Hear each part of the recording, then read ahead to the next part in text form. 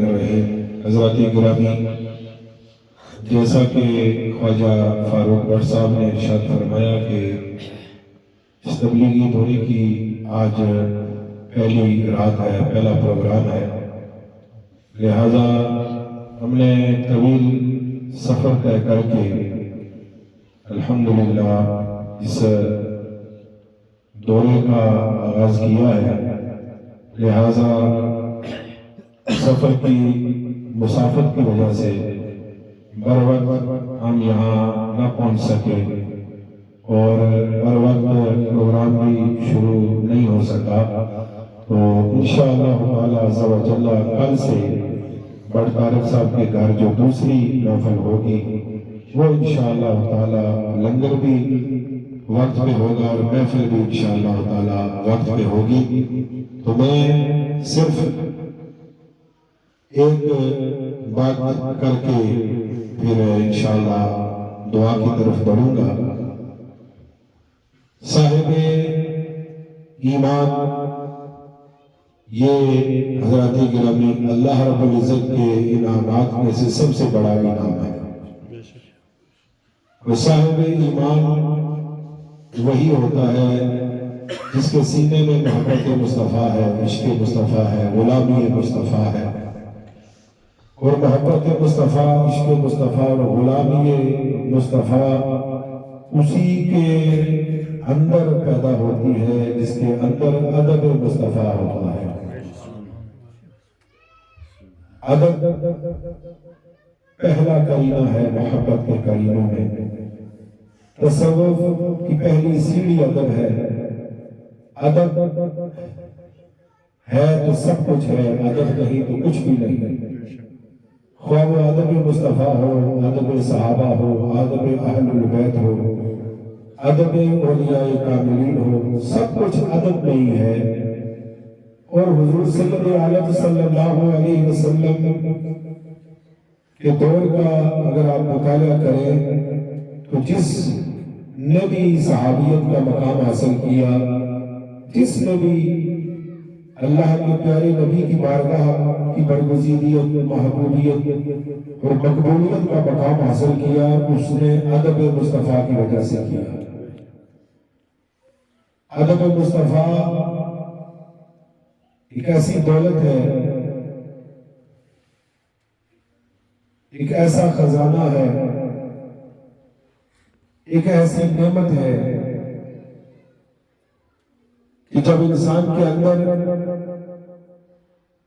ادب کی دولت پیدا ہو جاتی ہے، ادب کا خزانہ انسان حاصل کر لیتا ہے، ادب کی نعمت سے انسان سرفراز ہو جاتا ہے، تو حضرات گرامی روحانیت کی، نورانیت کی، ایمانیت کی، ایقانیت کی دنیا میں وہ بلند و بالا مقام پہ فائز ہو جاتا ہے۔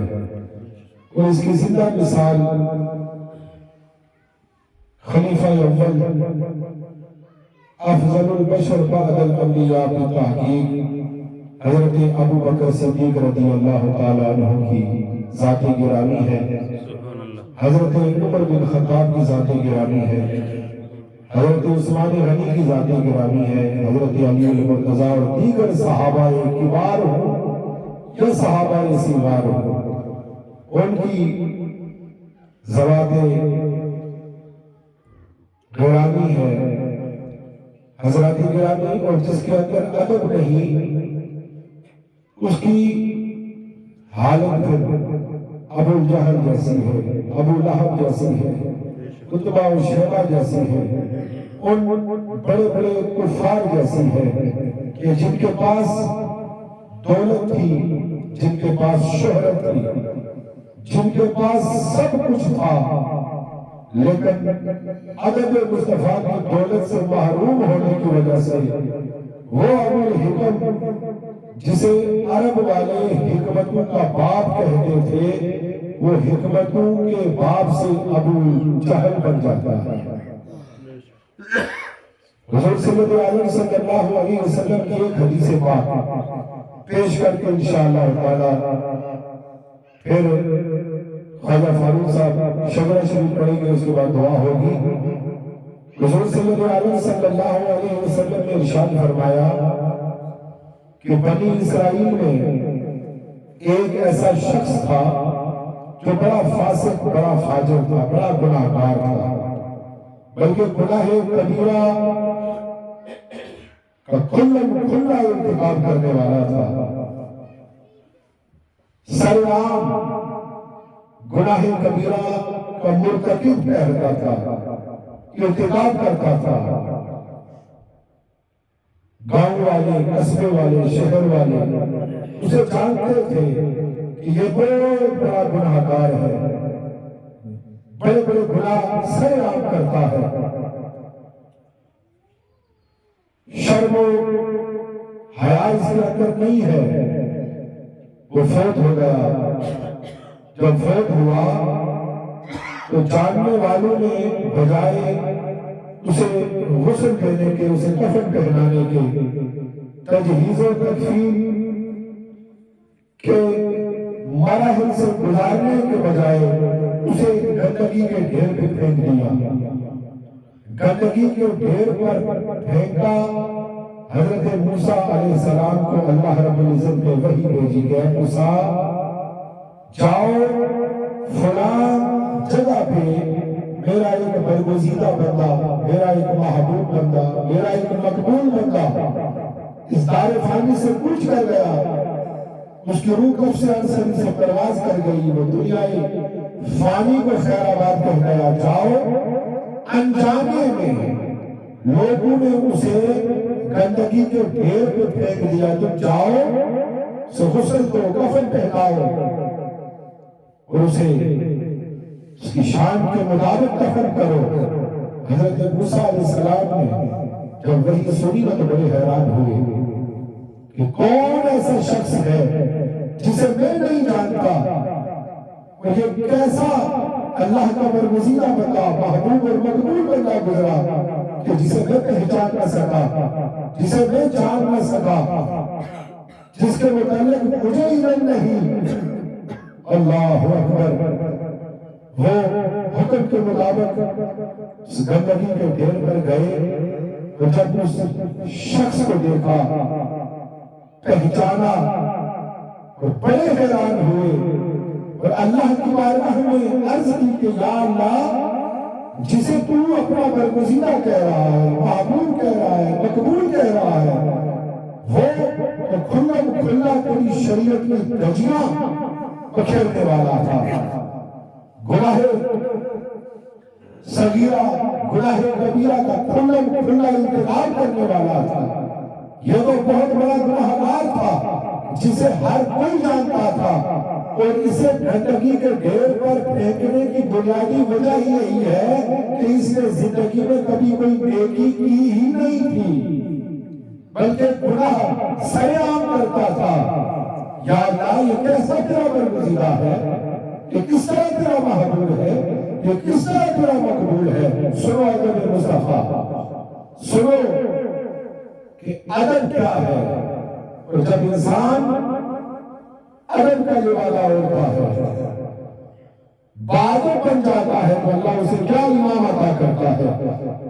اللہ نے ارشاد فرمایا، موسیٰ بے شک یہ گناہگار تھا، بے شک یہ بدکار تھا، بے شک یہ سیاہکار تھا، بے شک یہ گناہ صغیرہ اور کبیرہ کا کھلا ارتکاب کرتا تھا، لیکن اس کا ایک ایسا عمل تھا جو عمل مجھے بہت پسند تھا، اور اس عمل کی برکت سے میں نے اس کے سارے زندگی کے گناہ معاف کر دیے ہیں۔ اور وہ عمل کیا تھا؟ سنو، جب کوئی آیت کھولتا تو آیت حضرت موسیٰ علیہ السلام پر نازل ہونے والی کتاب جب وہ کھولتا، اللہ اکبر، اپنی قسمتوں پر ناز کرو ہم امت محمدی صلی اللہ علیہ وسلم، اور سرکار بنی اسرائیل کے گناہگار کا واقعہ بیان فرما رہے ہیں کہ جب وہ تو آیت کھولتا، اور اس کو آیت میں جب نبی آخر الزمان حضرت محمد صلی اللہ علیہ وسلم کا نامی اس میں گرامی محمد پڑھتا، دیکھتا، اللہ اکبر، تو اسے اپنی آنکھوں سے لگاتا، اس نام کو چومتا، اور اس نام کو چومنے کی برکت سے میں نے اس کے سارے زندگی کی گناہ معاف کر دی۔ سبحان اللہ۔ یہ ہے عادت مصطفیٰ، یہ ہے محبت مصطفیٰ۔ ذرا اندازہ لگاؤ، ادب سیکھنا ہے تو امام مالک رحمۃ اللہ تعالیٰ علیہ سے سیکھو، جو 40 سال مدینہ المنورہ رہے لیکن مدینہ چھوڑا نہیں، مدینہ چھوڑا نہیں۔ ان کی زندگی کے بے شمار پہلو ہیں، انشاءاللہ سارے پہلو وقتاً فوقتاً میں بیان کروں گا، لیکن جب مدینہ کی گلیوں سے گزرتے، مدینہ کی گلیوں سے گزرتے تو بجائے گلیوں کے درمیان سے گزرنے کے وہ دیوار کا سہارا لے کے گزرتے، دیوار کا سہارا لے کر گزرتے۔ اللہ اکبر۔ یہ سٹریٹ ہے نا باہر، فٹ پاتھ بنے ہوئے ہیں، فٹ پاتھ کس لیے بنے ہیں؟ انسانوں کے چلنے کے لیے۔ روڈ اس لیے بنی ہے گاڑیوں کے چلنے کے لیے، لیکن اگر آپ فٹ پاتھ چھوڑ کے مکان کا سہارا لے کر چلنا شروع کر دیں تو لوگ آپ کو کہیں گے یہ پاگل ہے، اصل راستہ چھوڑ کے یہ دیوار کا سہارا لے کر چل رہا ہے، بھائی اصل راستے پہ چلو۔ لیکن امام مالک وہ بھی پاگل تھے، عشق مصطفیٰ، محبت مصطفیٰ، غلامی مصطفیٰ۔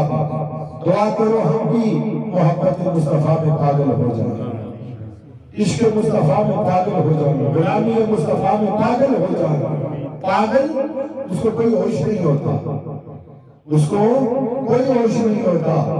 جو محبت مصطفیٰ کا پاگل ہے اسے صرف اور صرف اپنے محبوب کا ہوش ہوتا ہے، دنیا کا ہوش ختم ہو جاتا ہے۔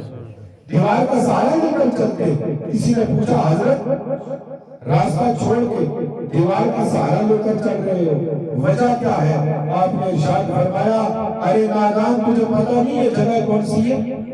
یہ مدینہ کی گلیاں ہیں، ان گلیوں میں سرکار کے قدم لگے ہیں، میں نہیں چاہتا کہ میں راستے کے درمیان سے گزروں اور میرے ناپاک قدم سرکار کے پاک قدموں پہ آ جائیں۔ یہ ہے محبت مصطفیٰ، عشق مصطفیٰ، غلامی مصطفیٰ، عادت مصطفیٰ۔ اللہ تعالیٰ عمل کی توفیق عطا فرمائے۔ انشاءاللہ آپ خواجہ فاروق